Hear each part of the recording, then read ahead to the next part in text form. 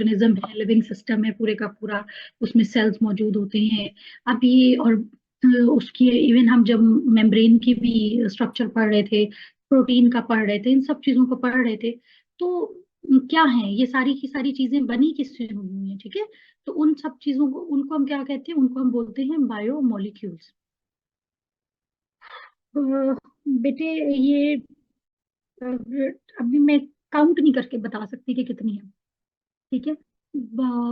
अभी आपको 15 से 20 का तो आप लोग अपने उसमें रखो जहन में कि इतनी तो हमें लगती है कोर्स को कवर करने में। ठीक हो गया? ओके। ठीक है, आज हमारी थर्ड क्लास है, तो अब उसी के साथ हम चलते हैं। ओके। अच्छा, अब बायोमोलिक्यूल्स हमारे पास क्या है? ऑर्गेनिक कंपाउंड होते हैं इनकी। हम अभी जो आप इसकी एक पिक्चर अपने जेहन में बनानी शुरू करोगे जी, अच्छा इतनी क्या है, ये सारे का सारा जो लिविंग ऑर्गेनिज्म हमारे गिर्द फिर रहा है, ठीक है। तो इसकी क्या है, दो टाइप्स हैं, यानी कि चाहे वो परिंदे हैं, चाहे पौधे हैं, चाहे एनिमल्स हैं, या जो भी चीजें हैं, ये सारी की सारी क्या बनी हुई है, इनकी बेसिक जो फर्स्ट क्लासिफिकेशन क्या है कि या तो ये प्रोकैरियोट्स हैं या ये यूकैरियोट्स हैं, ठीक है। अब अगर ये यूकैरियोट्स तो प्रोकैरियोट्स तो में नजर ही नहीं आते, ठीक है। और तो फिर क्या रहेगा, मेजोरिटी और बस यूकैरियोट, उनका जो इफेक्ट है वो बड़ा प्रोनाउंस्ड होता है, स्पेशली जब हम जो है इसकी बात करते हैं, बैक्टीरियल इन्फेक्शन की बात करते हैं, ठीक है ना, हेल्थ वाइज बात करते हैं तो। अच्छा, अब इसी में चीजें जब हमारे पास आ जाती हैं, हमने कहा कि जी अब उसमें वो उनकी डिफरेंशिएशन क्या है कि वो या तो प्रोकैरियोट्स होंगे या वो क्या होंगे, यूकैरियोट्स होंगे ना।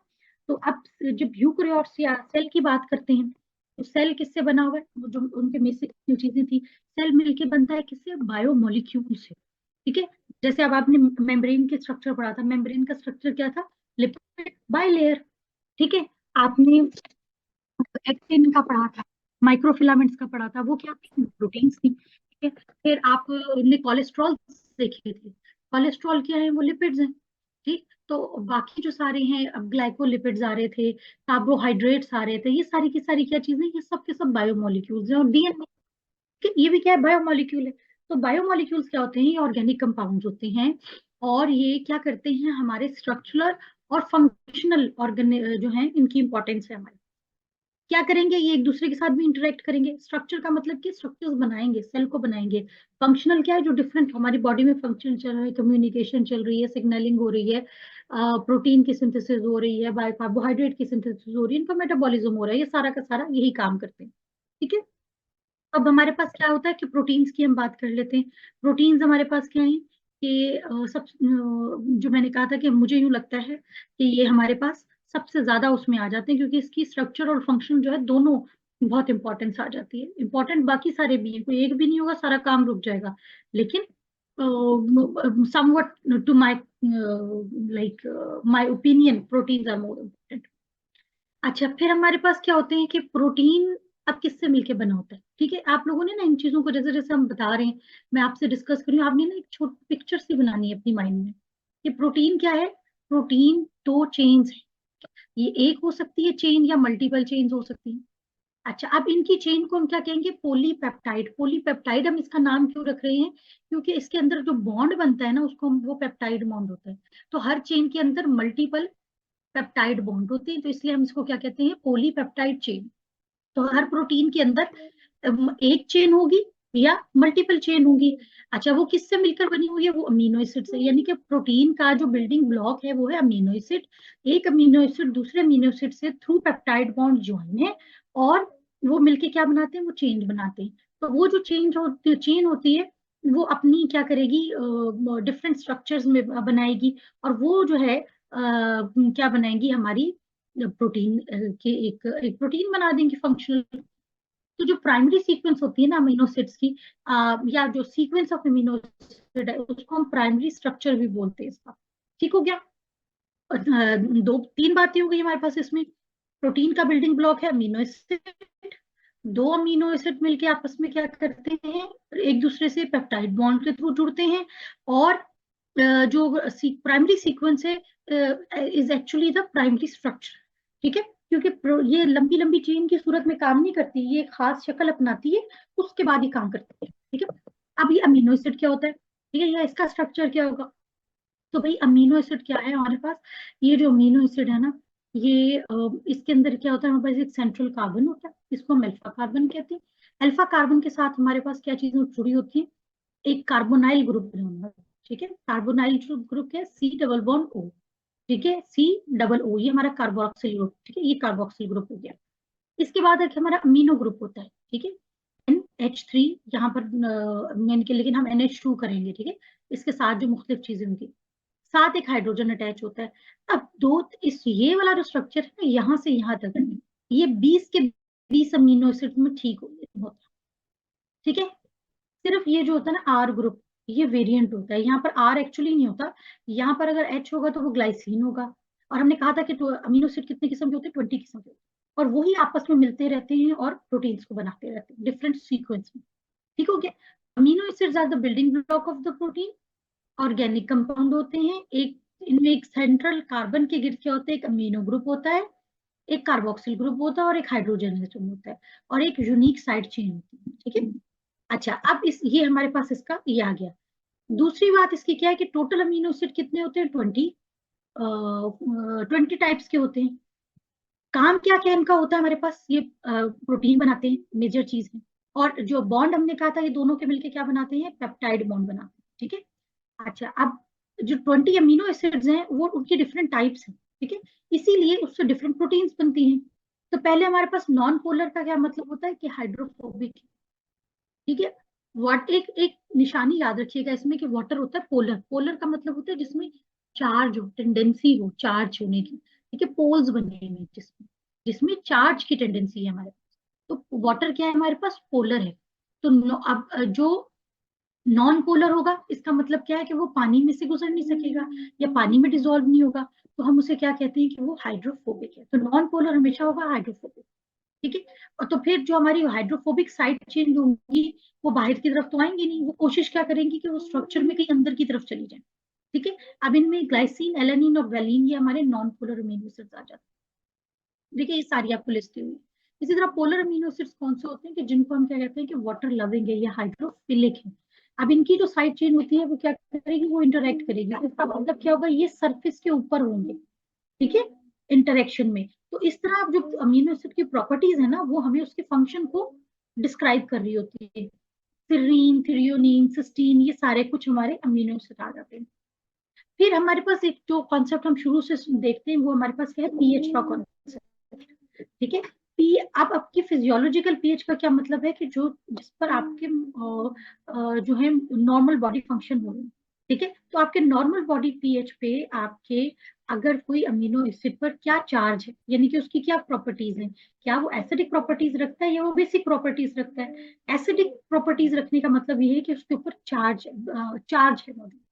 ठीक है, कौन सा चार्ज मौजूद है, नेगेटिव चार्ज मौजूद है। ठीक है, तो आपके वो दो हैं अमीनो एसिड, वो कौन से हैं, वो एस्पार्टिक एसिड और ग्लूटामिक एसिड है।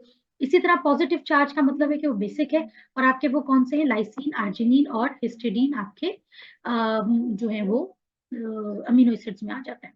ठीक हो गया। अब आप इसको देखो, अब मैंने कहा था कि पेप्टाइड बॉन्ड बनता है। अब ये एक अमीनो एसिड है और ये दूसरा अमीनो एसिड है। ठीक है, आपके पास ये क्या, इधर एक का आपका कार्बोक्सिल ग्रुप और दूसरे का आपके पास क्या है, अमाइनो ग्रुप। ये दोनों आपस में मिलते हैं और क्या करेंगे, वाटर को जो है वो एक्सट्रैक्ट करेंगे। और जो आपका ये बॉन्ड बनेगा ना, इस बॉन्ड को हम कहते हैं पेप्टाइड। ठीक है, तो इस तरह एक अमीनो एसिड अपना क्या देता है, कार्बोक्सिल ग्रुप दे रहा है, और दूसरा आपको क्या दे रहा है, अपना अमीनो ग्रुप का H दे रहा है। और आपके पास जो है ये बॉन्ड बन रहा है। तो अब ये बॉन्ड क्या बनेगा, आपका CN बॉन्ड। ठीक है, ये CN कार्बन और नाइट्रोजन के दरमियान का बॉन्ड बनेगा। ठीक हो गया, ओके जी। अब ये हमारा पेप्टाइड बॉन्ड हो गया। और क्या चीज आ गई, ये हमारे पास जो भी हमने बात की थी कि नॉन पोलर होंगे या पोलर होंगे या इलेक्ट्रिकली चार्ज होंगे हमारे पास। ठीक है, अच्छा, अब इनका जो स्ट्रक्चर है ना प्रोटीन्स का, वो कहीं हमें एक चीज याद रखनी, हमारे पास के प्रोटीन का जो सीक्वेंस है वो डिक्टेट करता है प्रोटीन के स्ट्रक्चर को, और प्रोटीन का स्ट्रक्चर डिक्टेट करता है प्रोटीन के फंक्शन को। ठीक है, इस स्टेटमेंट को, इस इक्वेशन को आपने हमेशा याद रखना है। इसीलिए अब हमारे पास क्या है कि जो अब प्रोटीन का स्ट्रक्चर होगा ना, उससे हम ये प्रिडिक्ट कर सकते हैं कि उसका फंक्शन क्या होगा। अब फाइब्रस प्रोटीन क्या होती है कि लॉन्ग होती है, एक्सटेंडेड होते हैं और रिपीटेड यूनिट होते हैं इनके अंदर। ठीक है, उसका मतलब क्या होता है कि वो ऐसे कामों में, चीजों में यूज होंगी जिनमें हमें मैकेनिकल स्ट्रेंथ की जरूरत होगी, सपोर्ट की जरूरत होगी। और अब ये कहाँ पर आपके पास मौजूद होंगी, यानी कि आपके स्ट्रक्चरल उसमें आ जाएंगे आपके पास। आपका कोलेजन है जो आपके कनेक्टिव टिश्यूज में होता है, कैरेटिन है जो आपके हेयर और नेल में मौजूद होता है। ठीक हो गया। अच्छा, इसी तरह आपकी ग्लोबुलर प्रोटीन्स होती हैं। ग्लोबुलर का शक्ल से हमें लग रहा है क्या होंगी कि राउंडेड होंगी, कॉम्पैक्ट होंगी। अब इनका काम क्या है, ये आपके एंजाइमेटिक फंक्शन करेंगे, ये आपके कैटालाइटिक फंक्शन करेंगे, ये ट्रांसपोर्ट में, अब जैसे हीमोग्लोबिन है उसका क्या काम है, ऑक्सीजन को ट्रांसपोर्ट करिए, उसमें यूज होगा। और आपके इम्यून रिस्पॉन्सेज, आपकी एंटीबॉडीज जो है वो इससे बनेंगी। ठीक है। और आपके एंजाइम जो मैंने बात की, जैसे आपका लाइपेज है, अमाइलेज है, हीमोग्लोबिन है, ये सारे के सारे क्या है, ये आपकी ग्लोबुलर प्रोटीन की वो है, एग्जाम्पल्स आ जाएंगे। अच्छा, इसके बाद आपके पास क्या है, मेम्ब्रेन प्रोटीन्स है। ठीक है। और एंजाइम, इन दोनों को हमने बात कर ली, पर मेजर जो होंगी वो वही है आपकी, केयर फाइब्रस है या होंगी ग्लोबुलर, और तो कोई यहाँ पर शेप नहीं है, ये दो चीजें। अच्छा, मेम्ब्रेन प्रोटीन्स आपकी कौन सी होती हैं, कि जो आपकी सेल मेम्ब्रेन में मौजूद होती है, और उनका क्या काम होता है, वो सिग्नलिंग में और ट्रांसपोर्ट ऑफ मॉलिक्यूल्स और सेल एडेजन में, ठीक है, इन सब चीजों में इन्वॉल्व होती हैं। एंजाइम को हमने क्या कहा था कि they are the biological catalyst, और हर फंक्शन में हमें एंजाइम चाहिए होता है। ठीक हो गया। अच्छा, अब इनकी जो, मगर हम हमने जो कहा था कि इनका स्ट्रक्चर जो है वो डिक्टेट करता है इनके फंक्शन को। तो जो इसकी प्राइमरी सीक्वेंस होती है ना अमीनो एसिड्स की, वो हम क्या कहते हैं, ये इसकी प्राइमरी स्ट्रक्चर है। ठीक है। अच्छा, अब सेकेंडरी स्ट्रक्चर में क्या होता है कि इसमें जो चेन होती है ना, पॉलीपेप्टाइड चेन, उसमें थोड़ी सी कोई फोल्डिंग होती है। उस लोकल फोल्डिंग पैटर्न्स को हम क्या कहते हैं, अल्फा हेलिक्स, जैसे कि डीएनए में थे, या बीटा शीट्स। अब ये शीट्स क्या होते हैं, ये प्लेन स्ट्रक्चर्स होते हैं, फ्लैट होते हैं। ठीक है, जहां पर एक चीज, एक जो आपस में फोल्ड होके और जो है वो स्ट्रक्चर बना लेते हो। ठीक है, मैं आगे देखती हूँ मेरे पास उसकी पिक्चर रखी हुई है कि नहीं। टर्शरी में ये होता है कि जब ये अल्फा हेलिक्स और बीटा शीट आपस में इंटरेक्ट करते हैं, ये क्या होते हैं, ये लोकल पैटर्न होते हैं, ये फिर आपस में इंटरेक्ट करते हैं। और इन पैटर्न के दरमियान में कौन सी बॉन्डिंग होती है, हाइड्रोजन बॉन्डिंग होगी, डाइफॉल सल्फाइड बॉन्डिंग होगी, या हाइड्रोफोबिक इंटरेक्शन होंगी। ठीक है, आयनिक इंटरेक्शन, वेंडर वॉल, क्योंकि amino acid are charge particles ना, चार्ज मॉलिक्यूल्स। तो वो फिर क्या करेंगे, आपस में मजीद एक दूसरे के साथ इंटरेक्ट करके स्ट्रक्चर बनाएंगे। ये जो स्ट्रक्चर होता है ना, टर्शरी स्ट्रक्चर, ये बहुत इंपॉर्टेंट है। और यही हमारे जो है स्ट्रक्चर को, फंक्शन को डिटरमिन करता है, यानी कि ये एक फंक्शनल स्ट्रक्चर होता है। जो क्वाटनरी स्ट्रक्चर होता है ना, जब वो ये होता है कि एक हमने बात की थी कि जो प्रोटीन है वो या तो एक पॉलीपेप्टाइड चेन होगी या मल्टीपल पॉलीपेप्टाइड। तो अगर मल्टी पॉलीपेप्टाइड चेन थी ना उसमें, तो हर चेन ने अपना स्ट्रक्चर बना लिया। अब ये स्ट्रक्चर आपस में मिलकर जो एक क्वाटनरी स्ट्रक्चर बनाते हैं ना, ठीक है, मल्टीपल पॉलीपेप्टाइड चेन जो है, उसमें क्या होगा कि पूरा फंक्शनल कॉम्प्लेक्स बनने के लिए ये जो 3D स्ट्रक्चर था एक चेन का, ये आपस में क्या करेगा, इंटरैक्ट कर, वो ज्वाइन करेगा और एक फंक्शनल प्रोटीन कॉम्प्लेक्स बनाएगा। इसको हम क्या बोलते हैं, क्वाटनरी स्ट्रक्चर बनाते हैं। जैसा कि हीमोग्लोबिन है, उसमें क्या होते हैं, 4 सब यूनिट्स होते हैं। तो 4 सब यूनिट आपस में मिलते हैं और दरमियान में ऑक्सीजन मॉलिक्यूल को कैरी करते हैं और उसको ट्रांसपोर्ट करते हैं। इसी तरह डीएनए पॉलीमरेज अभी हमने देखा था ट्रांसलेशन में, तो वो क्या करता है, उसके भी मल्टीपल सब यूनिट्स है। तो वो भी इसी तरह मल्टीपल चेन मिलके उसको एक स्ट्रक्चर बनाते हैं। अब ये देखो, ये हमारे पास क्या है कि ये जो सिंगल सीक्वेंस है, ये प्राइमरी सीक्वेंस होगी। हेलिक्स में हमारे पास क्या मौजूद होते हैं, हेलिक्स के अलावा बीटा शीट्स भी हमारे पास मौजूद होती हैं, वो होगी। एक सेकेंड।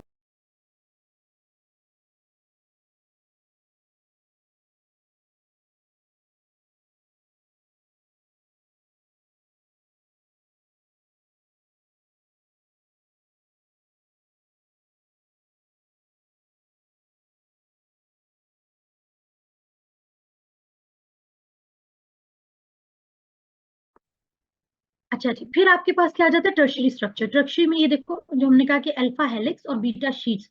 अब बीटा शीट्स यहाँ पे आई नहीं, आप ये देखो कि इसी को, इसी स्ट्रक्चर को जैसे आप रिपीटेडली कर लो थोड़ा सा, ठीक है, तो वो उस तरह की शीट्स होती हैं।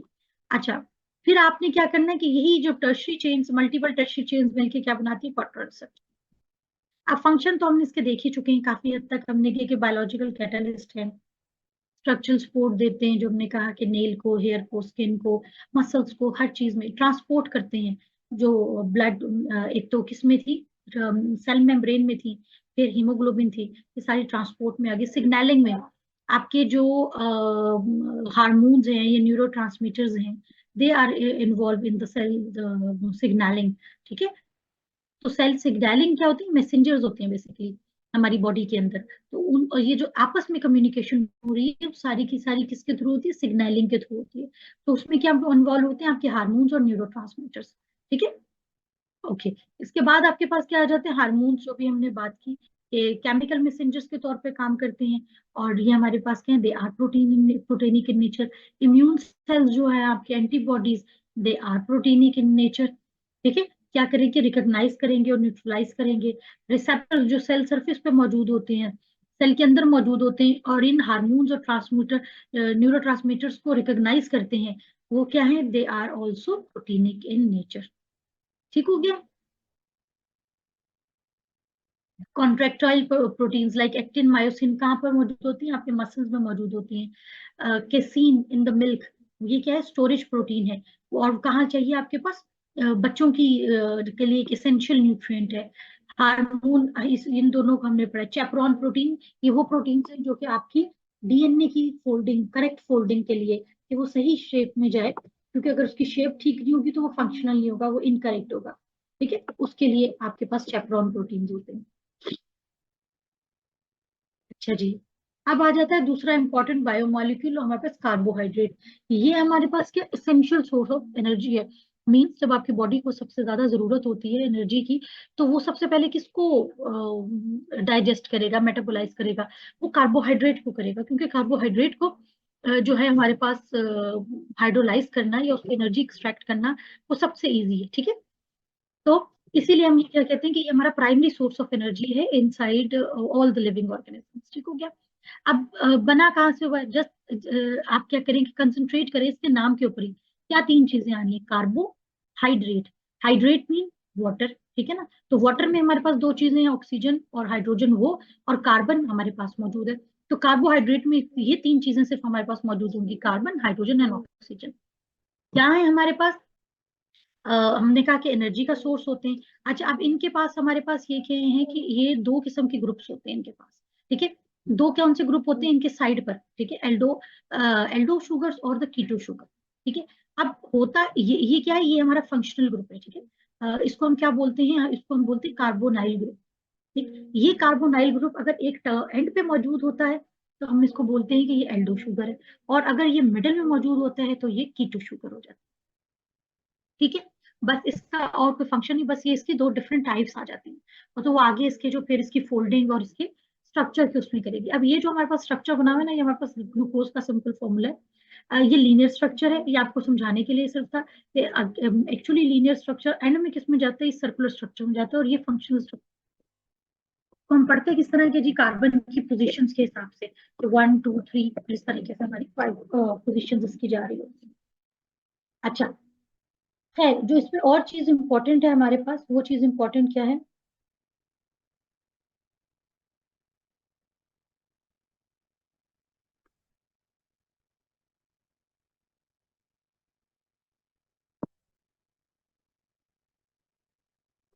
बेटा सारे स्ट्रक्चर ना भी याद करो तो पर फिर एक तो याद कर लो ना।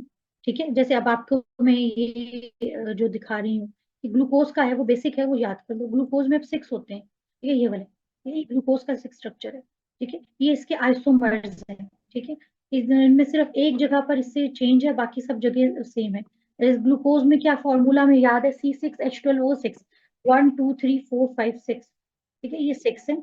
H12, अब H12 में O6 में सबसे पहले देख लो, एक तो O यहाँ लगा हुआ है, 1। अब O खाली O फॉर्म में नहीं होगा, OH फॉर्म में होगा, सिवाय एक इसके। ठीक है, OH एक, ये एक, OH ये एक, OH ये और ये। ठीक है, ये 5 ही हो गया, तो O6H12, हम इन सबको काउंट कर लिए, वही बनेगा। तो बेसिकली आपके पास क्या है कि यहाँ पर आपका जो ग्लूकोज का कार्बन नंबर 3 होता है ना, उसमें सिर्फ थर्ड नंबर पे HOH की पोजीशन चेंज है।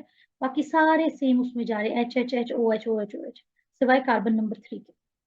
ठीक है। अब यहाँ पर अगर आप देखो, तो ये आपका सेम है बिल्कुल इसी की तरह, सिवाय इसके कि ये कार्बन नंबर 4 पर भी चेंज है। तो इसको हम उनके बोलते हैं आइसोमर्स, बोलते होते हैं हम इनको। ये इनके सेम है, सिवाय इसके कि एक जगह पे चेंज होने के, इसको ग्लैक्टोज है। इसी तरह फ्रुक्टोज जो है हमारे पास, वो क्या है, फ्रुक्टोज भी हमारे पास क्या है कि ये हमारे पास उसकी वो एल्डोर कीटो की फॉर्म में आ गई है, कि ये एल्डो शुगर है क्योंकि ये ऊपर इसके साइड पर है, और ये हमारे पास क्या है कि ये सेंटर में है, तो ये इसकी कीटो शुगर आ जाती है।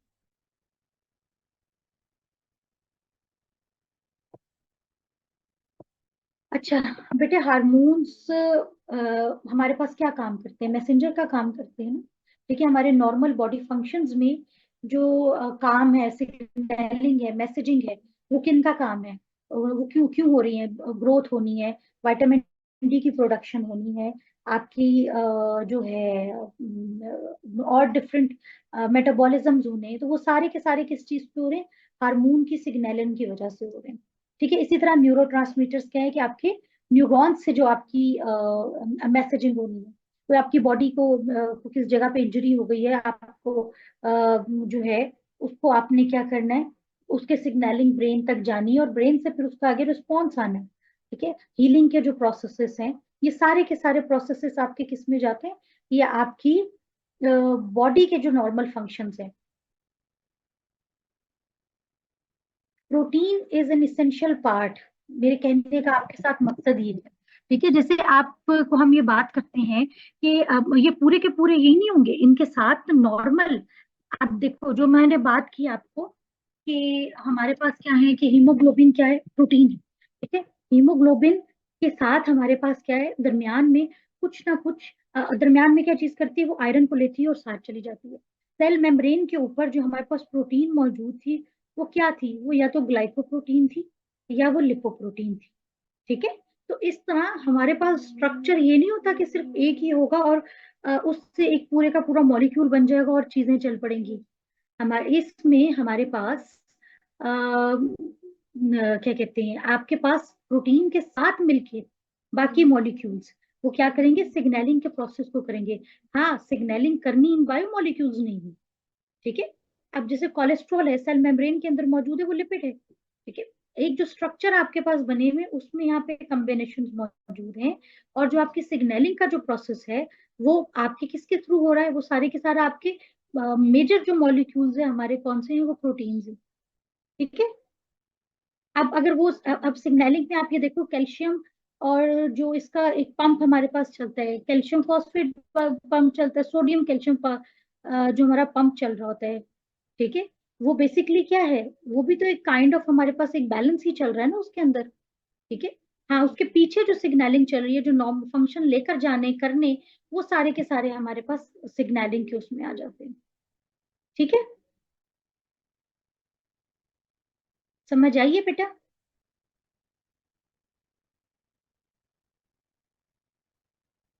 ये नहीं हम कह सकते कि अच्छा ये एक ही चीज के उसमें होगा, इसके एक जो प्रोसेस चलता है ना, जैसे केमिकल रिएक्शंस में भी हमने देखा है कि दो मेजर इंग्रेडिएंट होते हैं, लेकिन हमें कैटलिस्ट चाहिए होता है। वो कैटलिस्ट आता है और एक बाय प्रोडक्ट जो प्रोडक्ट्स को बनाता है, और प्रोडक्ट्स के साथ बाय प्रोडक्ट्स भी बनती हैं। ठीक है, इसी तरह जो आपकी सिग्नलिंग है, सिग्नलिंग में जब आपका स्टार्ट होगा तो बहुत सारी आपकी और भी इंग्रेडिएंट्स होंगे जो साथ मिलके काम करेंगे। सेलुलर सिग्नलिंग एक कॉम्प्लेक्स कॉम्प्लेक्स साइंस है, जिसको अगर मैं यहाँ पर एक्सप्लेन करना चाहूँ ना, तो उसके लिए हमें अलहदा से क्लास पूरी रखने की जरूरत है। ठीक है, लेकिन चूंकि आप लोगों को ये नंबर क्वेश्चन जो आएगा वो आपके पास 4 से 5 नंबर का आएगा, अगर आएगा भी, तो उसके लिए आपका ये वाला मटेरियल इतना काफी है।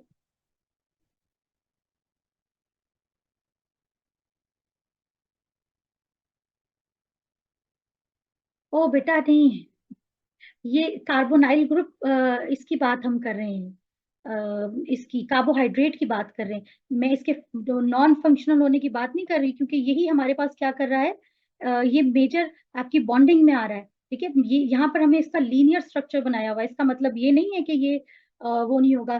कार्बोहाइड्रेट सिग्नलिंग में एक बहुत बड़ा रोल प्ले करते हैं। ठीक है, ये आपकी अगर इसको सेलुलर बायोलॉजी पे अब जाएंगी, तो वो बहुत रोल प्ले करते हैं आइडेंटिफिकेशन में।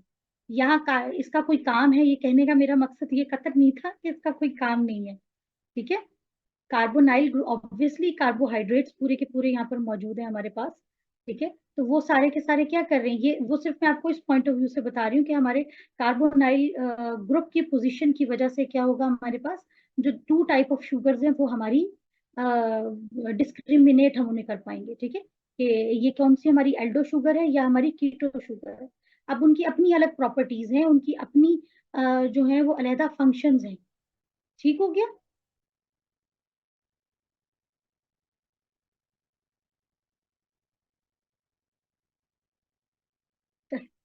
शायद मैं जल्दी जल्दी पढ़ा रही हूँ इसलिए आपको थोड़ी सी कंफ्यूजन हो रही होगी, और अदरवाइज कोई मसला नहीं है इसमें, कि ऑब्वियसली अगर ये इंपॉर्टेंट नहीं होता तो क्या हम इसको यहाँ डिस्कस कर रहे होते। ठीक हो गया। ओके।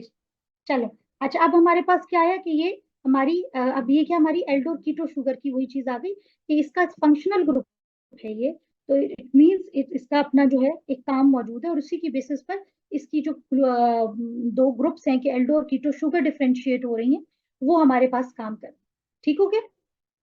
अच्छा, अब दूसरे हमारे पास क्या है, ये हमारे पास ये एल्डो जब आपका ये फंक्शनल ग्रुप जो है कार्बोनाइल ग्रुप हमारे एक साइड पर एंड ऑफ द मॉलिक्यूल मौजूद है तो वो एल्डो शुगर है, और वो अगर इन बिटवीन द मॉलिक्यूल मौजूद है तो वो हमारे पास क्या है, वो कीटो शुगर आ जाता है। अच्छा जी, अब दूसरी जो चीज हमारे पास आ गई उस कि हमारे पास स्ट्रक्चर क्या होता है। देखो, हमने ये कहा क्या होता है कि जो प्रोटीन का बेसिक स्ट्रक्चर होता है हम उसको क्या बोलते हैं, प्रोटीन के बेसिक स्ट्रक्चर को हम बोलते हैं अमीनो एसिड। और अमीनो एसिड आपस में मिलके क्या बनाते हैं, प्रोटीन बनाते हैं। इसी तरह जब हम इसके जो मॉलिक्यूल को क्या बोलेंगे, इसके मॉलिक्यूल को हम सैकराइड बोलेंगे। ठीक है। यानी कि कार्बो, ये जो ऊपर हमने बात की ना, जैसे कार्बन था, सॉरी ग्लूकोज था, ग्लेक्टोज था, फ्रुक्टोज था, इसको हम क्या बोल रहे हैं, सेक्राइड बोल रहे हैं। ठीक है। तो सेक्राइड्स क्या है, हमारे पास सिंपलेस्ट कार्बोहाइड्रेट्स होते हैं, जो क्या बनाते हैं, वो आपस में मिलके क्या बनाएंगे, कॉम्प्लेक्स कार्बोहाइड्रेट बनाएंगे। ठीक है। तो इनका जनरल फॉर्मूला हमारे मोनोसेक्राइड का क्या मतलब है कि वो एक ही, एक मॉलिक्यूल। ठीक हो गया। तो सेक्राइड, मोनोसेक्राइड, एक सेक्राइड, जो जैसे हमने बात की अभी। तो इनका जनरल फॉर्मूला हमारे पास क्या है, CH2ON। ठीक है। और इसमें तकरीबन कितने हमारे पास, जो मोनोसेक्राइड्स की जब हम बात करेंगे तो तकरीबन आपके पास जो एक कार्ब मॉलिक्यूल है उसके अंदर 3 से 6 कार्बन एटम मिल के क्या बनाएंगे, आपके पास एक मॉलिक्यूल को बनाएंगे। ठीक है। तो जो हमारे मोस्ट नोन या वेल नोन कार्बोहाइड्रेट्स हैं वो कौन से हैं, आपके ग्लूकोज है, आपका फ्रुक्टोज है, आपका जो है अभी हमने पढ़ा ग्लेक्टोज है। ठीक है। तो ये सारे के सारे आपके बेसिक आ जाते हैं। अच्छा, अब डाइसेक्राइड क्या होता है कि जब एक दो मोनोसेक्राइड आपस में मिलकर एक यूनिट बना रहे हैं, एक और मॉलिक्यूल बना रहे हैं, तो उसको हम क्या बोलते हैं, डाइसेक्राइड बोलते हैं। जैसे आपका क्या है, ग्लूकोज और फ्रुक्टोज, ये दोनों आपस में मिलकर क्या बनाएंगे, सुक्रोज बनाएंगे। अच्छा, अब इसको अगर कॉमन नेम में हम कहें कि ग्लूकोज का, तो हमें पता है ग्लूकोज क्या है, फ्रुक्टोज हम किसको कहते हैं, फ्रूट शुगर को कहते हैं। तो अब जब ग्लूकोज और फ्रुक्टोज आपस में मिलती हैं तो क्या बनाते हैं, सुक्रोज। अब सुक्रोज क्या है, ये टेबल शुगर है जो हमारे घरों में यूज हो रही होती है। इसी तरह ग्लूकोज और ग्लेक्टोज मिलकर आपस में बनाते हैं लैक्टोज, इसे क्या कहते हैं, मिल्क शुगर बोलते हैं। ठीक है। इसी तरह आपके पास क्या है, ग्लूकोज प्लस ग्लूकोज से मिलकर आपस में क्या बनाती है, माल्टोज बनाती है। ये हमारे पास क्या होती है, सीरियल्स में मौजूद है। अच्छा, ठीक हो गया। इसके बाद आते हैं आपके पास ओलिगोसेक्राइड। ओलिगोसेक्राइड में यह होता है कि अगर आपके 3 से 10 मोनोसेक्राइड्स मिलकर एक स्ट्रक्चर बनाए, एक कंपाउंड बनाए, तो उसको हम क्या बोलते हैं, ओलिगोसेक्राइड बनाते हैं। अब ये जो सेक्राइड्स हैं और ये कार्बोहाइड्रेट कहाँ पर मौजूद होते हैं या इनका फंक्शन क्या है, ये सेल सिग्नलिंग में और सेल रिकग्निशन में यूज होते हैं।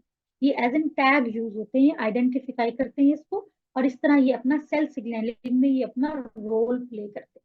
ठीक हो गया। अच्छा, पॉलीसेक्राइड्स हमारे पास क्या होते हैं कि ये हमारे पास यानी कि अगर आपके पास 10 से ज्यादा मोनोसेक्राइड आपस में मिल रहे हैं, और अप टू 100 to 1000 मोनोसेक्राइड आपस में मिलते हैं, तो ये क्या बनाते हैं, पॉलीसेक्राइड्स बनते हैं। इनका मेजर काम क्या होता है कि यार ये दो काम करते हैं, एक तो सेल एनर्जी को स्टोर करते हैं, और दूसरा ये आपको स्ट्रक्चरल कंपोनेंट बनाते हैं सेल के अंदर। ठीक हो गया। और उसकी एग्जाम्पल हमारे पास क्या है, जैसे हमारे पास क्या है, हमारी ग्लाइकोजन है, और दूसरी जो एक प्लांट वाली होती है, स्टार्च। ठीक है, ये दो चीजें आ गई। अब ये देखो हमारे पास क्या है। अच्छा, इनके दरमियान में अब ये जो दो यूनिट मिल रहे हैं, सेक्राइड यूनिट, ये आपस में जब मिलेंगे तो ये भी बॉन्ड के थ्रू मिलेंगे, बॉन्डिंग होगी तो आपस में मिलेंगे। तो इस बॉन्ड को क्या हम कहते हैं, इस बॉन्ड को हम कहते हैं ग्लाइकोसाइडिक बॉन्ड। ठीक है। अब ये हमारे पास क्या है, ये जो हमने ऊपर लीनियर स्ट्रक्चर पढ़े हैं, लीनियर स्ट्रक्चर सिर्फ आपको एक अंडरस्टैंड कराने के लिए है, अदरवाइज ये वो स्ट्रक्चर हैं जिनकी फॉर्म में एक्चुअली कार्बोहाइड्रेट्स हमारे पास मौजूद होते हैं। ठीक हो गया। अब इसमें भी आपके पास क्या है कि आपका एक मोनोसेक्राइड से आपके पास क्या होगा, आपका हाइड्रोक्सिल ग्रुप आएगा और दूसरे से हाइड्रोजन आएगा, वाटर रिलीज होगी। कंडेंसेशन का रिलेशन, जब भी किसी रिएक्शन से वाटर रिलीज होता है तो हम उसे कंडेंसेशन रिएक्शन कहते हैं। ठीक है, तो ये अब आपका क्या बनेगा, इनके दो कार्बन के दरमियान जो बेसिकली आपका ऑक्सीजन के साथ बॉन्ड बन रहा है, इसको हम बोलते हैं ग्लाइकोसाइडिक बॉन्ड। ठीक हो गया। अच्छा जी, अब ग्लाइकोसाइडिक बॉन्ड बनने के बाद हमारे पास जो हमने एग्जांपल की थी, ये कि मोनोसेक्राइड क्या सिंगल है, डाइसेक्राइड में दो हो सकते हैं, दो होते हैं। और फिर थे आपके पास पॉलीसेक्राइड्स के जिसमें मल्टीपल, ओलिगोसेक्राइड्स की तरह दीनी ओलिगोसेक्राइड क्या थे 3 से 10 तक, और फिर पॉलीसेक्राइड्स थे ये जिसमें आपने मल्टीपल आपके पास जो है सेक्राइड्स आपस में मिलते हैं। ठीक है। अच्छा, अब इसमें स्टार्च हमारे पास क्या है कि जिसमें वो ये क्या बनाएंगे, इरेगुलर मिलेंगे, यानी कि इनकी ब्रांचेस होंगी। अब जो ये पॉलीसेकेराइड फाइबर में है, ये आपके पास क्या होते हैं कि ये लीनियर है हमारे पास। ठीक है, तो आपके पास क्या होंगे, नॉन डाइजेस्टेबल, इनकी जो है इनकी प्रॉपर्टीज में हमारे पास ये चीजें आ जाती हैं। अच्छा जी, अब आपके पास जो दूसरी क्या चीज आ गई कि कार्बोहाइड्रेट्स का फंक्शंस की हम बात कर लेते हैं। हमने कहा कि जी ये मेजर सोर्स ऑफ एनर्जी है। इनका मतलब क्या है कि जब ये ब्रेक डाउन होते हैं तो ये क्या करेंगे, एनर्जी को रिलीज करते हैं, और वो रिलीज होती है in the form of ATP which is in cellular fuel. ठीक हो क्या। अच्छा, अब हमारे पास क्या है, दूसरा काम क्या है इसका कि एनर्जी को स्टोर करते हैं। जब एनर्जी का सोर्स है तो इसका मतलब यही है ना कि ये एनर्जी को स्टोर कर रहे हैं। जब इनकी ब्रेक डाउन होगी तो ये हमारे से एनर्जी इनसे रिलीज होगी, एटीपी बनेगी। तो अब प्लांट में क्या है, प्लांट में जो मेजर किस फॉर्म में होते हैं, in the form of starch होते हैं। और एनिमल में क्या होते हैं, in the form of glycogen होते हैं। ठीक है, और वो कहाँ पर हमारे पास मौजूद होती है, हमारे मसल्स में और हमारे लीवर में। ठीक हो गया। स्ट्रक्चरल सपोर्ट में अगर हम इसकी बात करें तो जो हमने पढ़ा था कि सेल वॉल के अंदर सेलुलोज मौजूद होता है, और सेलुलोज क्या है, ठीक है, सेलुलोज आपका कार्बोहाइड्रेट है। तो इस तरह से हमारे पास ये क्या करते हैं कि ये आपके स्ट्रक्चरल उसमें भी इन्वॉल्व होती है। इसी तरह काइटिन जो है, वो जो हमारे आर्थ्रोपोड्स हैं, आर्थ्रोपोड्स क्या है, ये जो सारे कीड़े मकोड़े जो हैं, ठीक है, इनके जो स्केलेटन है उसके अंदर भी काइटिन की फॉर्म में आपके वो मौजूद होते हैं, कार्बोहाइड्रेट्स मौजूद होते हैं। ठीक हो गया। और कहाँ पे आपकी फंजाई जो होती है, उसका जो भी जो स्केलेटन है, वो उसमें कहाँ पे मौजूद होती है, वो हमारे पास काइटिन मौजूद होती है सेल वॉल में उसके। ठीक है, क्योंकि सेल वॉल फंजाई में भी मौजूद थी। अच्छा, अब और क्या काम है इसका, सेल रिकग्निशन एंड सिग्नलिंग। हमने क्या कहा कि सेल जो सरफेस होती है, अगर आपको याद हो तो जब हमने सेलुलर मेम्ब्रेन पढ़ी थी, मेम्ब्रेन के स्ट्रक्चर में क्या था, ग्लाइकोप्रोटीन। ठीक है, ग्लाइकोप्रोटीन। तो वो उनका काम क्या था कि वो सिग्नलिंग में इन्वॉल्व है, और वो बेसिकली सेल को रिकॉग्नाइज करने में हेल्प करती है। तो इस तरीके से ये सेल रिकग्निशन और सिग्नलिंग में इन्वॉल्व होती है। और मीन्स इसकी बेस पर आपके फिर आगे इम्यून रिस्पॉन्स और ये सारे प्रोसेसेस चलेंगे। अच्छा, डाइटरी फाइबर्स की हमने बात की कि हमारे पास क्या है कि सेलुलोज है या हेमिसेलुलोज है, ये इनको आप क्या कहते हैं, ये डाइटरी फाइबर के तौर पर आते हैं। इनको ह्यूमन सिस्टम में कोई ऐसा एंजाइम नहीं है कि जो इसको डाइजेस्ट कर सके। ठीक है, तो इसलिए हमारे पास क्या है कि ये डाइजेस्ट नहीं होता। लेकिन क्या होता है कि हमारे पास हमारे गट में कुछ माइक्रोब्स होते हैं, उनके पास ये एबिलिटी है कि वो इसको डाइजेस्ट कर सकते हैं। ठीक है, इसीलिए फाइबर जो होता है ना, इट टेक्स टाइम, कि उसकी डाइजेशन में टाइम लगता है, और उसको जो है हमें क्या, और फिर आपको देर तक जो है ना फीलिंग ऑफ फुलनेस होती है।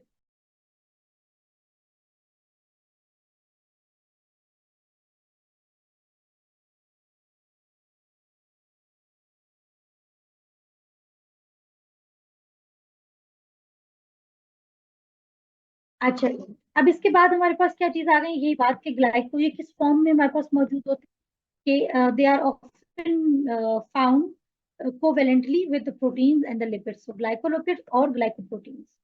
ठीक हो गया। तो सेल एडेशन करेंगे, सिग्नलिंग करेंगे, इम्यून रिस्पॉन्स करेंगे, and primary source of energy हो गया।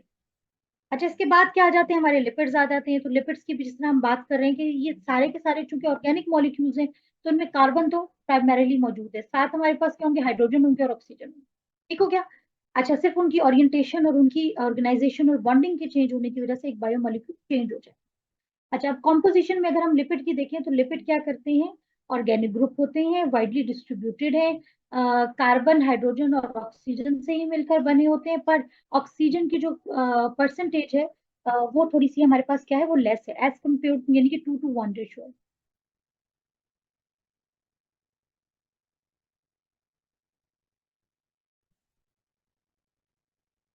Signalling of proteins and signalling of carbohydrates, आप ये पूछना चाह रही हैं कि ये सिग्नलिंग प्रोसेस पूरा कैसे चलता है? तो बेटे मैं आपको ना इसके अलहदा से नोट्स प्रोवाइड कर दूं, क्योंकि हम यहाँ पर जो कर रहे हैं ना, जीएसए का कर रहे हैं, वो इसके स्कोप के बियॉन्ड है।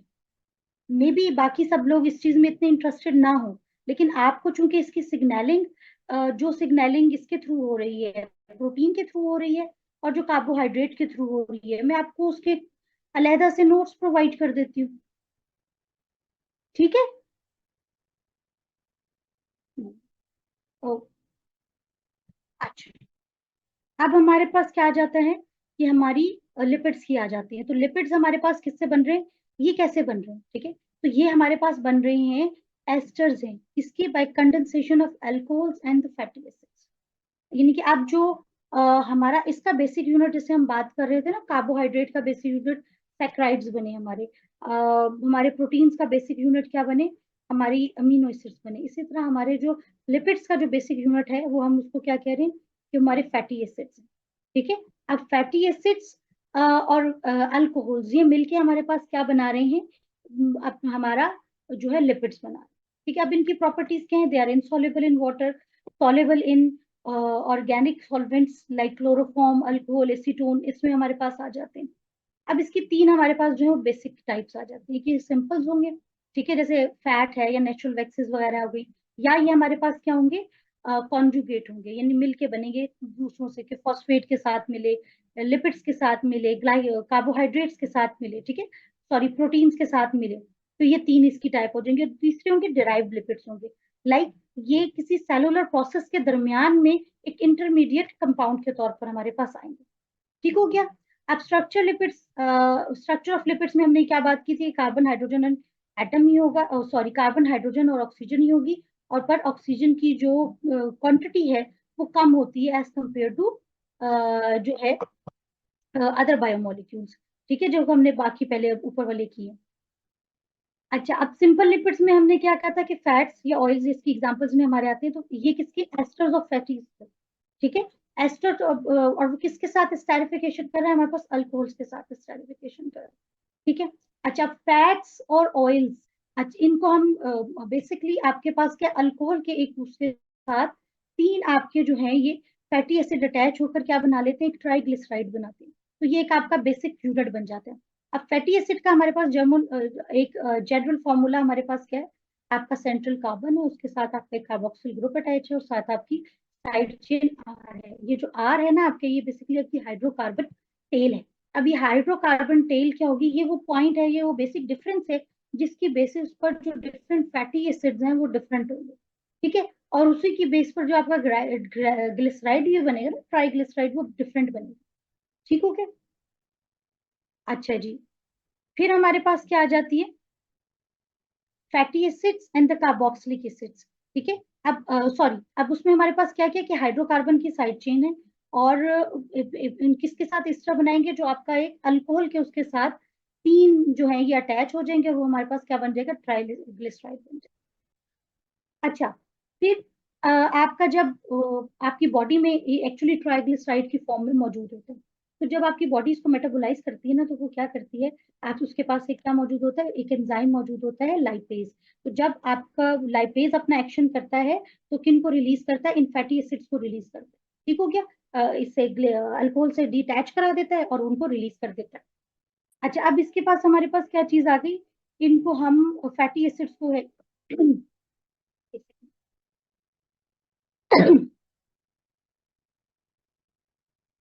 अच्छा, फैटी एसिड को हम दो ग्रुप्स में डिवाइड करते हैं, एक सैचुरेटेड फैटी एसिड और दूसरा अनसैचुरेटेड फैटी एसिड। अच्छा, सैचुरेटेड फैटी एसिड हमारे पास क्या होते हैं, कि जिनके अंदर हमारे पास कोई भी डबल बॉन्ड ना हो। ये जो hydrocarbon double chain, side chain की हम बात कर रहे हैं ना, अगर इसके अंदर कोई भी डबल चेन, कोई डबल बॉन्ड मौजूद नहीं होगा, तो हम उसको क्या कहेंगे, सैचुरेटेड फैटी एसिड, ठीक है। उसका फॉर्मूला हमारे पास ये आएगा, ये बेसिकली वो कार्बोक्सिलिक एसिड जो इसके साथ अटैच होगा। अच्छा, दूसरा हमारे पास क्या है कि अनसैचुरेटेड फैटी एसिड।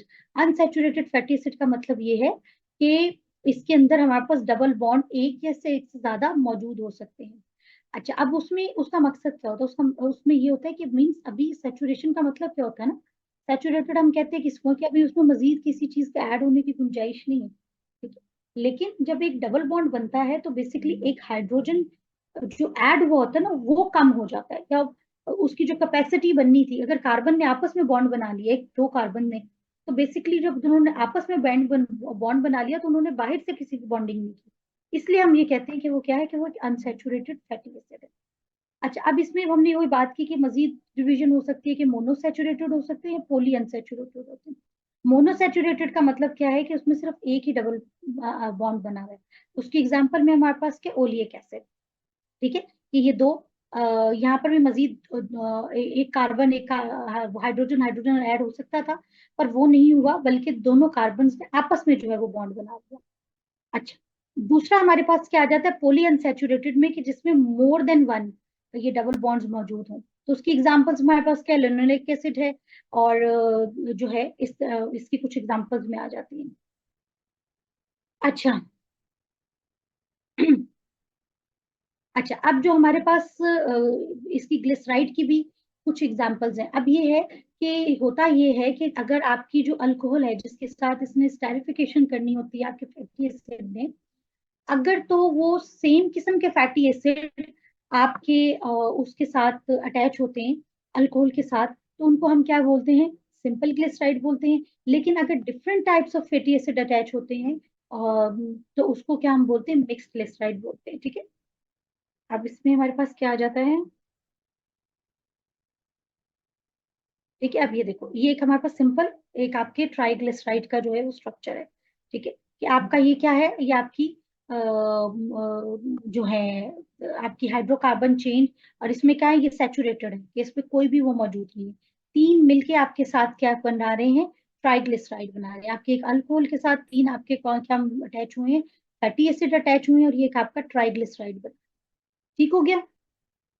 अच्छा, अब दूसरा आपका सेचुरेटेड की जो हमने बात की थी कि कोई हाइड्रो का डबल बॉन्ड मौजूद नहीं, अनसेचुरेटेड में आपके पास डबल बॉन्ड मौजूद हो सकता है, ठीक है। ट्राइग्लिसराइड की भी हमारे पास कि ये आपके तीन fatty acids with an alcohol जो है वो आपका ट्राइग्लिसराइड बनाते हैं, ठीक हो गया। अच्छा, अब ये जो आपका जो बॉन्ड बन रहा है इस तरह लाइक आपके जो लिंकेजेस बनते हैं, ये जो ये आपका ट्राइग्लिसराइड बना रहा है, ठीक है। थ्री वाटर मॉलिक्यूल इसके साथ जो है वो रिलीज हो जाते हैं। अच्छा, अब हमने क्या कहा था कि जी इसकी तीन जो है बेसिक टाइप्स, एक तो क्या हो गई हमारे पास, वैक्स हो गई, ठीक है। वैक्सेस या जो ये आपकी या सिंपल जो आपके लिपिड्स हैं, ठीक है, उनकी क्या प्रॉपर्टीज हैं कि भाई सबसे पहले तो ये कि as an source of energy use होते हैं, और हाई सोर्स ऑफ एनर्जी है, लाइक ज्यादा एनर्जी जो है इनकी मेटाबोलाइजिंग पे हमें जो है वो रिलीज होती है। प्लस आपके क्या है, ये एज एन वाटर रिपेलेंट जो है ये यूज होते हैं, ठीक है। तो बायोलॉजिकल वैक्सेस होती हैं, और कहाँ पर मौजूद होती हैं बायोलॉजिकल वैक्सेस, मल्टीपल प्लेसेस पर हैं, जैसे आपके हेयर पे मौजूद हैं, आपकी स्किन में से जो ये निकलते हैं, आपके जैसे स्पेशियस ग्लैंड्स होते हैं वो ऑयल रिलीज करते हैं, ठीक है। डिफरेंट प्लांट्स के ऊपर जो एक वैक्सी कोटिंग मौजूद होती है वाटर रिपेलेंट के तौर पर, वो आपकी नेचुरल वैक्सेस हैं, ठीक है। और इसके अलावा आपके पास और कौन सी आ जाते हैं, जो बर्ड्स होते हैं, ठीक है। बर्ड्स के ऊपर भी क्या आपके पास मौजूद होती हैं कि उनके जो फेदर्स हैं वो उनको वाटर प्रूफ रखें। तो बायोलॉजिकल वैक्सेस हमारे पास क्या होती हैं, लॉन्ग एस्टर्स होते हैं, सैचुरेटेड और अनसैचुरेटेड फैटी एसिड्स के विद अल्कोहल्स, और इनका मेल्टिंग पॉइंट क्या होगा हमारे पास 60 to 100 डिग्री सेल्सियस तक होता है। अच्छा, इन जो होते हैं प्लैंक्टॉन्स, प्लैंक्टॉन्स हमारे पास क्या होते हैं, फ्री फ्लोटिंग माइक्रो ऑर्गेनिजम्स होते हैं, ठीक है। यानी कि हमारे पास उसमें हमारी ये जो फूड चेन है उसके लोअर उसमें, क्योंकि ये मरीन एनिमल्स हैं हमारे पास, ठीक है। तो ये क्या करते हैं, इनमें ये as an chief metabolic fuel जो है वो यूज होती है, ठीक है।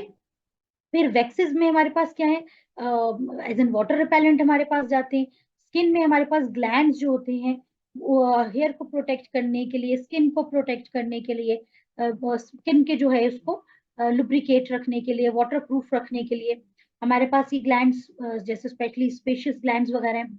अच्छा, इसके बाद हमारे पास क्या आते हैं, जो आपकी बर्ड्स वाली बात की थी अभी हमने, उनके लिए, और फिर आपके लीव्स के ऊपर, ठीक है, उनके ऊपर जो है ये मौजूद होते हैं। ताकि उनको, एक तो पहले हमने क्या कहा था कि उसको प्रोटेक्शन अगेंस्ट आपके जो पैरासाइट्स हैं और एक्सेसिव इवेपोरेशन, उसको प्रिवेंट करने के लिए ये मौजूद होते हैं।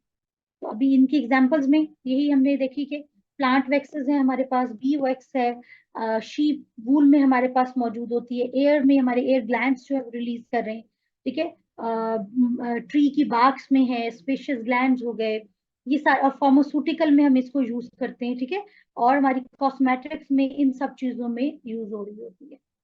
अच्छा, दूसरी टाइप के हमारे पास क्या थे, कॉन्जुगेटेड लिपिड्स थे, जो हमने कहा था कि ये दूसरे किसी कंपाउंड के साथ मिलके बना रहे, जैसे फॉस्फोलिपिड। और फॉस्फोलिपिड का हमने नाम कहाँ पढ़ा था, हमने सेल मेम्ब्रेन पे पढ़ा था, ठीक है। तो हमने ये कहा था कि there are esters of fatty acid with alcohol but also contains an extra group in addition to alcohol and fatty acid, ठीक है। तो इसलिए हम इसको क्या बोलते हैं, हमारे पास ये हमारा कॉन्जुगेट लिपिड आ जाते हैं। अब इसमें कॉन्जुगेट, अब ये अटैच कहाँ पे होगा, कि भाई दो तो फैटी एसिड्स हो जाएंगे, ठीक है, और प्लस एक आपका जो है फॉस्फेट ग्रुप अगर जैसे अटैच हुआ तो वो क्या बन गया, फॉस्फोलिपिड बन गया। अच्छा, अब इसमें एक और जो चीज हमारे पास क्या है, चूंकि हमारे पास क्या है, जो फैटी एसिड टेल जो है वो क्या है, वो हाइड्रोफोबिक होती है, ठीक है। जो हम ये बात कर रहे थे कि लिपिड्स की प्रॉपर्टीज क्या है, दे आर हाइड्रोफोबिक।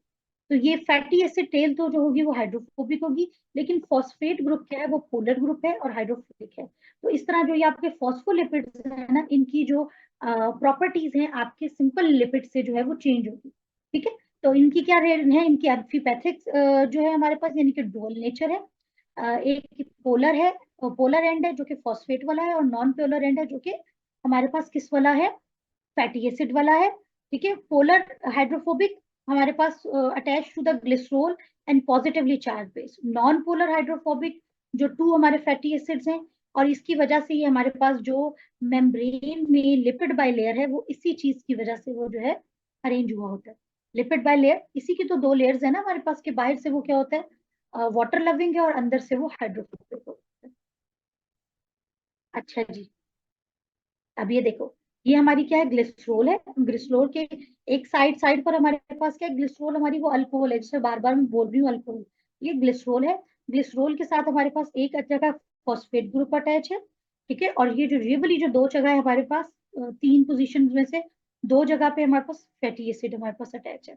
अब ये फैटी एसिड वाला जो रीजन है हमारे पास हाइड्रोफोबिक है, और जो ये वाला ग्लिसरॉल भी हाइड्रोफिलिक होती है, और हाँ फॉस्फेट भी जो है ये हाइड्रोफिलिक होता है। ये हमारे पास क्या कहलाता है, ये हमारा इसका हाइड्रोफिलिक पार्ट। अच्छा, अब इस ये हमारे पास कहाँ होती है, सबसे इंपॉर्टेंट जो हमने कहा था, न्यूक्लियर मेम्ब्रेन में है, सेल मेम्ब्रेन में है, ठीक है। तो यहाँ पर हमारे पास होते हैं, फिर इन द फॉर्म ऑफ, यानी कि जिससे हमारे थे हाइड्रो, दूसरे थे। फिर हमारे पास क्या है, स्फेलिंग्स आ गए। स्फेलिंग्स कहाँ पे होते हैं, ये हमारे ब्लड क्लॉटिंग में इन्वॉल्व होते हैं, ठीक है। ये भी क्या है, कॉन्जुगेट लिपिड्स हैं, ठीक हो गया। यानी कि अब लिपिड का काम क्या आ रहा है, कॉम्बिनेशन में हमारे पास।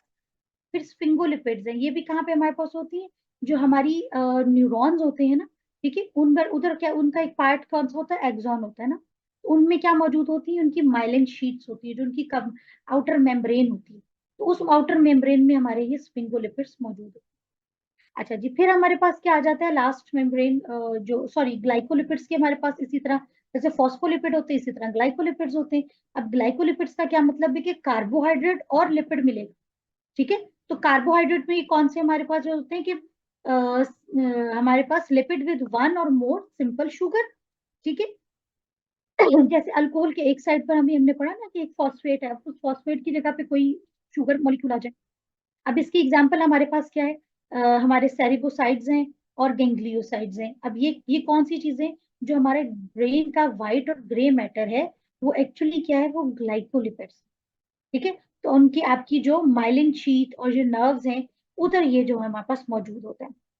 अच्छा, अब एक और जो और इसकी फॉर्म है कि लिपिड्स की एक और कॉन्जुगेटेड फॉर्म किस तरह है, वो प्रोटीन के साथ है, ठीक है। अब वो कौन से प्रोटीन्स हैं हमारे पास, आपके एंजाइम, आपके transporters, proteins, structural proteins, antigens, adhesins and toxin molecules, ये सब क्या है? एक्चुअली ये लिपोप्रोटीन्स है, यानी कि प्रोटीन प्योर फॉर्म में मौजूद नहीं है, but in combination with lipo proteins जो है लिपिड मौजूद है। ठीक है। फिर इसके अलावा कहाँ है कि ये आपके मिल्क और एग योक में जो लिपिड्स मौजूद हैं, they are also present in combination with proteins. अच्छा, सेल मेम्ब्रेन में आपके पास मौजूद है। अच्छा, अब इनकी डेंसिटी की बेस पर हम इनको क्या करते हैं, इनको डिफरेंट उसमें क्लासेस में इसको जो है हम, या डिफरेंट टाइप ऑफ मॉलिक्यूल बन रहे हैं on the basis of their density. ठीक हो गया। अच्छा, काइलोमाइक्रॉन्स कौन से हैं?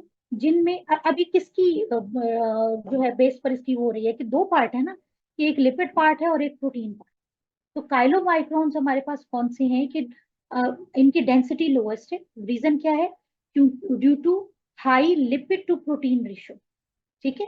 मींस इसमें हमारे पास क्या है कि आपके पास जो है लिपिड टू प्रोटीन, यानी कि लिपिड इसमें ज्यादा है और प्रोटीन इसमें कम।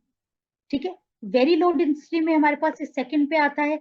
इसमें क्या होगा हमारे पास, ग्रेजुअली जब हम नीचे तक जाते रहेंगे ना, कि काइलोमाइक्रोन्स है, वेरी लो डेंसिटी लिपोप्रोटीन्स है, या इंटरमीडिएट डेंसिटी लिपोप्रोटीन्स है। ठीक है। आपकी इसमें जो रेशो है ना, प्रोटीन लिपिड टू प्रोटीन, ठीक है, यानी कि लिपिड की रेशो बढ़ती जो है इधर सबसे ज्यादा है, और यहाँ पर जाते जाते आपकी जो है ना वो कम होती चली जाएगी, यानी कि लिपिड पार्ट आपका कम होता जाएगा, प्रोटीन पार्ट आपका बढ़ता चला जाए।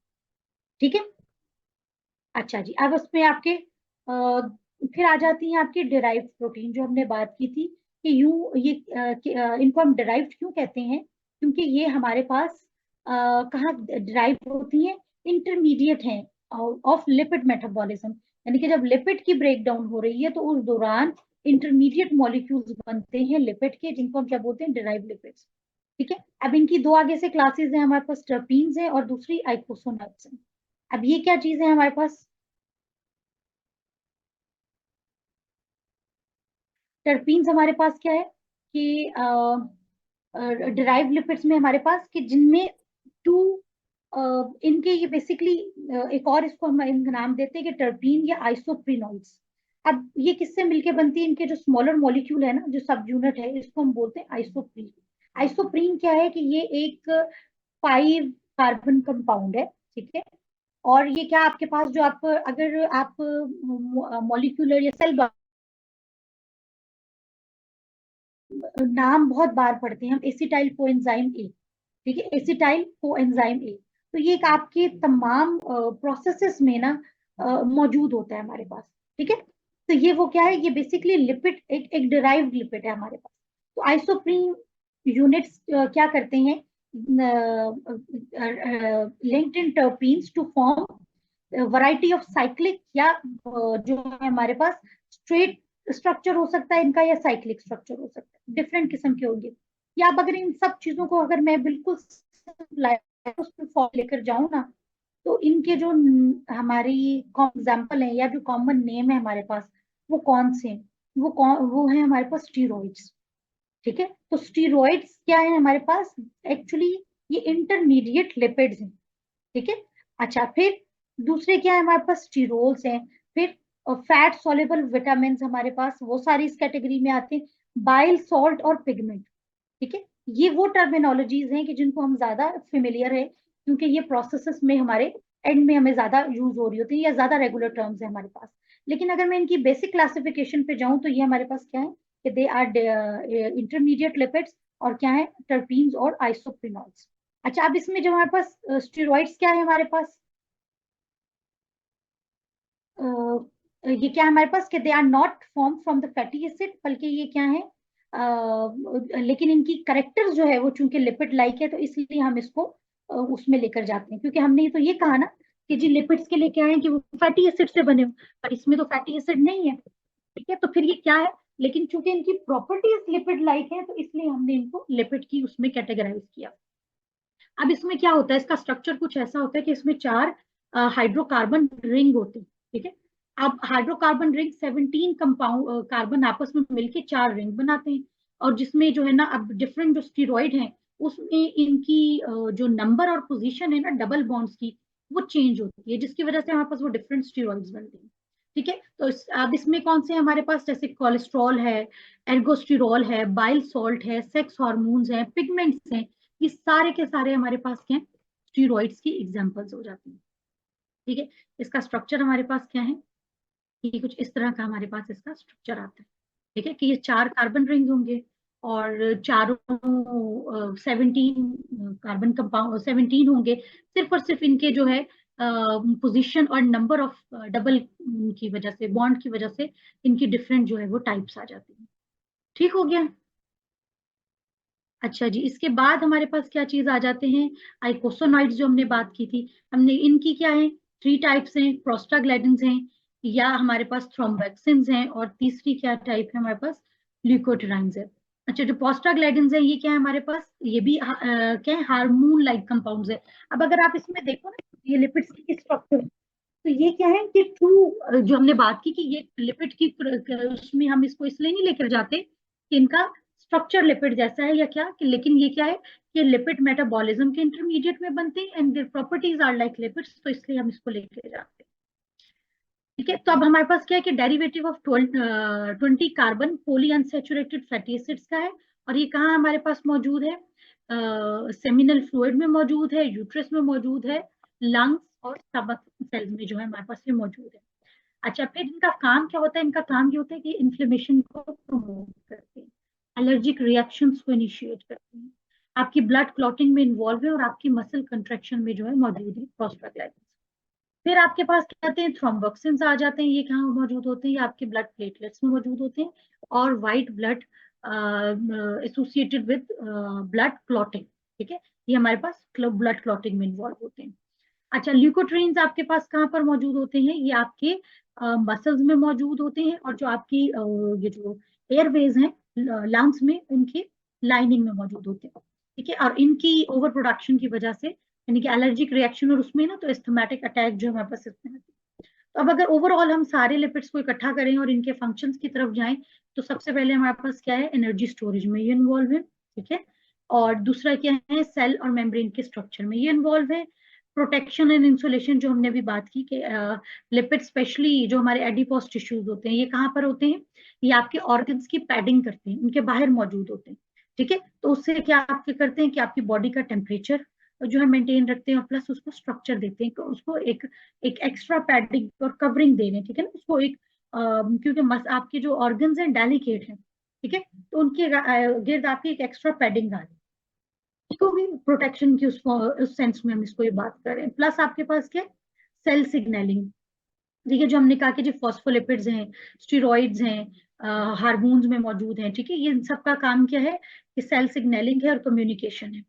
ठीक हो गया, उधर ये हमारे पास मौजूद होते हैं। डाइजेशन एंड ऑब्जॉर्प्शन, जो जब ये बाइल सॉल्ट में मौजूद थे, तो उस तरह ये हमारे पास किस में आ रहे थे, हमारी डाइजेशन में हेल्प कर रहे थे, हार्मोन रेगुलेशन में। ठीक है, ये आपके पास इन्वॉल्व है, और आपके जो हार्मोन है वो आपके बहुत सारे ग्रोथ फंक्शन में, ग्रोथ में, मेटाबॉलिज्म में, रिप्रोडक्शन में, इन सब में मौजूद है। ठीक है, तो इस तरह ये आपके उसको रेगुलेट कर रहे हैं। फिर आ जाते हैं हमारे पास जो चौथी टाइप ऑफ बायोमोलिक्यूल है, वो न्यूक्लिक एसिड्स है। हमने क्या कहा था कि एसेंशियल है, और इनका काम क्या था, इनको हम पिछले लास्ट 2 लेक्चर से डिस्कस कर रहे हैं। इनका काम क्या है, जीन एक्सप्रेशन। ठीक है, जीन और आपकी जो जेनेटिक इंफॉर्मेशन है उसकी प्रोटेक्शन। ठीक है, और उसका एक्सप्रेशन। अब डीएनए किससे बना होता है, हमने जो बात की थी, इनके 2 किस्म के न्यूक्लिक एसिड होते हैं, एक होता है डीएनए और एक होता है आरएनए। सेम होता है सिवाय एक फर्क के। ठीक है, 2 किस्म के होते हैं, purines and the pyrimidines. Pyrimidine के 3 बेसिक यूनिट होते हैं, साइटोसिन, थायामीन एंड यूरासिल। और प्यूरिन्स के 2 यूनिट होते हैं, एडेनिन और गवानीन। ठीक हो गया। अच्छा, अब आपकी जो सिर्फ डीएनए और आरएनए में फर्क ये होता है कि ये जो AGCT ये डीएनए के हिस्से होते हैं, और AGCU ये आपके आरएनए में होते हैं, यानी कि आपके आरएनए में टी की बजाय क्या होता है, यूरासिल होता है, ये सेम अपने काम उसको रिप्लेस करते हैं। अब अगर ये इसकी भी हम बात करें न्यूक्लियोटाइड्स की, डीएनए का बेसिक यूनिट क्या है, न्यूक्लियोटाइड। न्यूक्लियोटाइड किससे मिलकर बनेगा कि सेंटर में आपके पास क्या होगा, एक 5 कार्बन कंपाउंड होगा। ठीक है, यानी किसको हम कहेंगे, कार्बोहाइड्रेट इसकी बेस है। साथ उसके एक फॉस्फेट अटैच होगी, ठीक है। अच्छा, अब ये जो शुगर होती है ना, इसको हम बोलते हैं राइबोज शुगर। राइबोज शुगर दो टाइप की हो सकती है, या तो वो डीऑक्सी राइबोज हो सकती है। डीऑक्सी का क्या मतलब होता है कि उसमें आपके पास जो है ऑक्सीजन ग्रुप एक मिसिंग होगा, ठीक है।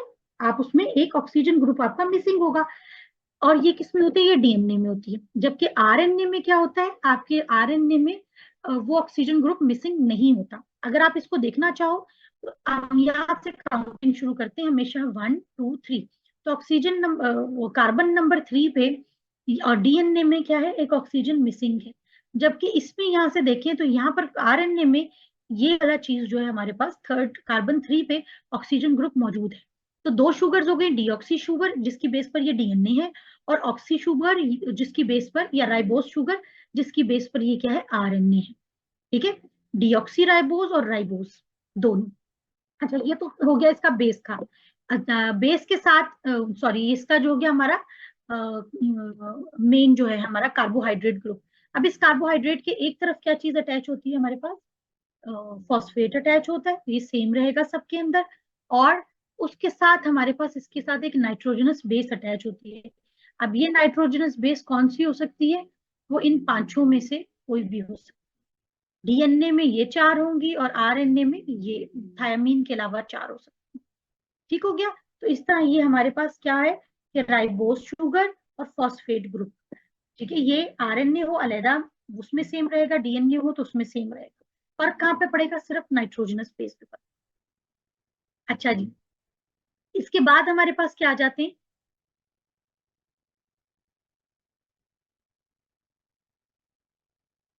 अच्छा, अब इसके दरमियान में जब दो न्यूक्लियोटाइड्स के दरमियान में एक बॉन्ड बनता है तो हम इसको क्या बोलते हैं, फॉस्फोडाइएस्टर लिंकेज।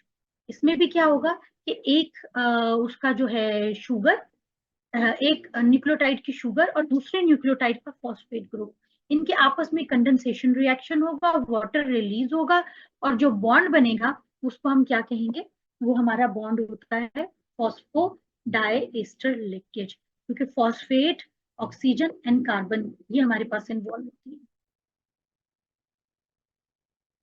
ठीक है। डीएनए का हमने बात कर ली थी कि डबल स्ट्रैंडेड हेलिकल स्ट्रक्चर होता है। न्यूक्लियोटाइड्स इसके बेसिक यूनिट होते हैं जो एक दूसरे के साथ, अच्छा, ये जो डबल हेलिकल है या जो दो चेन्स है वो आपस में किससे अटैच होती हैं, तो हाइड्रोजन बॉन्ड के तरह होती हैं। कॉम्प्लीमेंट्री बेस पेयरिंग का मतलब क्या होता है कि ये जो ए हमेशा प्योरीन हमेशा पायरिमिडीन से बाइंड करेगी, ठीक है। तो प्योरीन में हमारे पास क्या था, ए जी, और दूसरे में क्या था, सी टी। तो ए हम बाउंड करेगा टी से और सी बाइंड करेगा जी से, ठीक है। फंक्शन क्या है, हेरिडेटरी मटेरियल को उसको प्रिजर्व रखना, उसका एक्सप्रेशन करना, और फिर ये सारे के सारे इनके इन्वॉल्व होंगे डेवलपमेंट में, ग्रोथ में, रिप्रोडक्शन में, इन सब चीजों में, ठीक है। ठीक हो गया। अच्छा जी, अब इसके बाद ये जो हमने कहा जी डबल हेलिकल स्ट्रक्चर होता है, कॉम्प्लीमेंट्री बेस पेयरिंग होती है, ए टी जी सी, ठीक है। इसके अलावा अच्छा, अब ये ए और टी और जी और सी के दरमियान जो बॉन्डिंग हो रही है वो क्या है, वो हाइड बॉन्डिंग, ठीक हो गया। अच्छा, अब आरएनए का हमने क्या कहा कि सिंगल स्ट्रैंडेड होता है, और ये खुद ही पे जो है वो अपनी ही चेन जो है वो सेल्फ फोल्ड हो जाती है, ठीक है। अच्छा, अब इसका भी क्या है कि न्यूक्लियोटाइड्स पर होगा, इसमें मौजूद होते हैं। सिर्फ इसमें क्या है, थायामीन को यूरासिल रिप्लेस कर देती है। अच्छा, ये इसका क्या काम है, हमने कहा था इसके तीन टाइप्स होती हैं आरएनए की। डीएनए की तो एक ही टाइप होगी ना, आरएनए की तीन टाइप है। मैसेंजर आरएनए डीएनए से इंफॉर्मेशन लेकर आता है in the form of transcript. Transfer RNA amino acid को कैरी करके लेके आता है। और राइबोसोमल आरएनए वो प्रोटीन को बनाता है, वो मैसेंजर आरएनए को रोकेगा और आपके पास क्या करेगा, उनको ट्रांसफर आरएनए के आने के बाद जो पेप्टाइड बॉन्ड बनाना होता है दो न्यूक्लियोटाइड्स के दरमियान, वो भी राइबोसोमल आरएनए का,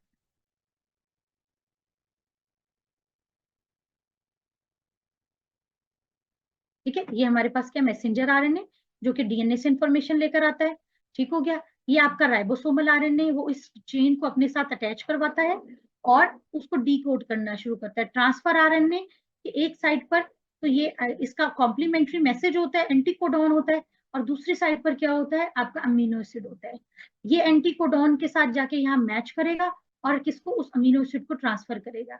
अब आने वाले नए अमीनो एसिड के साथ पुराने अमीनो एसिड का बॉन्ड बनाना, यानी कि एक तो इसको प्लेटफॉर्म देना ट्रांसक्रिप्ट को, और बॉन्डिंग करना, वो हमारे राइबोसोमल आरएनए का काम होता है।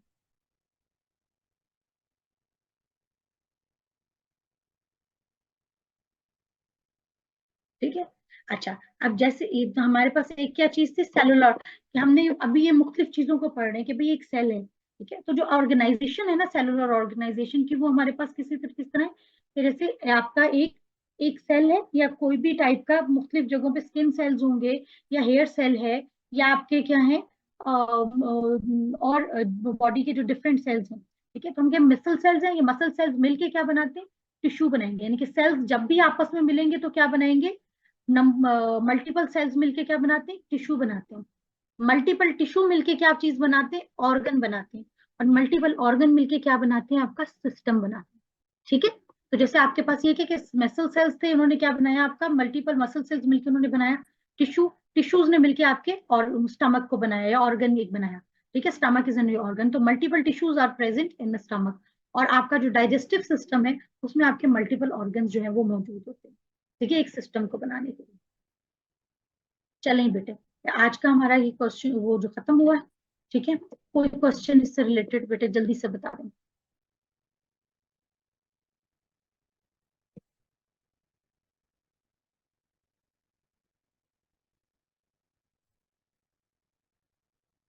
जी बच्चा, कोई क्वेश्चन?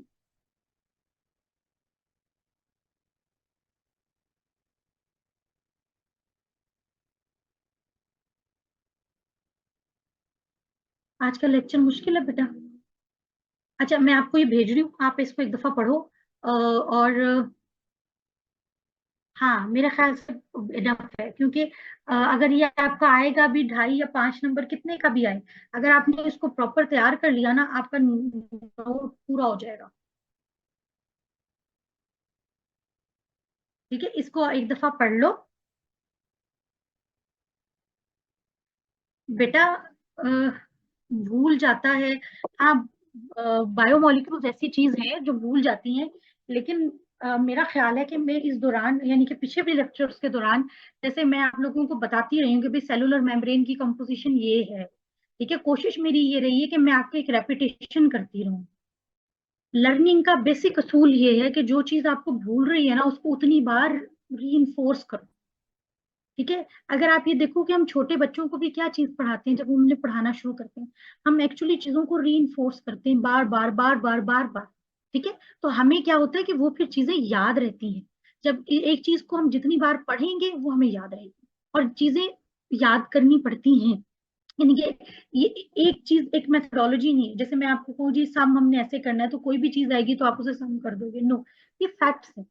जब इवन आप ये देखो ना, अल्लाह ताला ने भी जब बात की थी, और जब फरिश्तों को भी ये कहा था कि अल्लाह ताला ने हजरत आदम को क्या चीज दी थी, अल्लाह ताला ने उन्हें एक इल्म दिया था ना, किस चीज का, चीजों के नाम याद कराए। तो ये भी तो अगर आप उस गौर से करो इन चीजों को, तो ये क्या है, नाम है ना, चीजों के नाम है, और वो नाम याद करेंगे। तो अल्लाह ताला ने इंसान को जो फजीलत दी है ना, वो इस चीज के ऊपर फजीलत दी है कि उसको अल्लाह ने इल्म दिया है चीजों का, नामों का, ये इल्म दिया चीजों के नाम याद रखने। ठीक है, तो ये सलाहियत हम सब में मौजूद है। हाँ, इसकी री करनी है, बार बार पढ़ेंगे इंशाल्लाह याद हो जाएगा। फिर और कोई कंसेप्चुअल चीज हो ना, जैसे कोई, अब कोशिश मेरी यही रही है कि मैं इसमें एक लॉजिकल रिलेशनशिप आप लोगों के लिए बनाती रहूं साथ साथ। सेल मेम्ब्रेन में क्या हो रहा था, सेलुलर फंक्शंस में क्या हो रहा था, सेल था क्या, मिल के उससे क्या बना। ठीक है, जहां तक मेरी कोशिश हुई है मैं करती रही हूँ, लेकिन याद तो बेटा करना पड़ेगा, याद किए बगैर गुजारा नहीं है।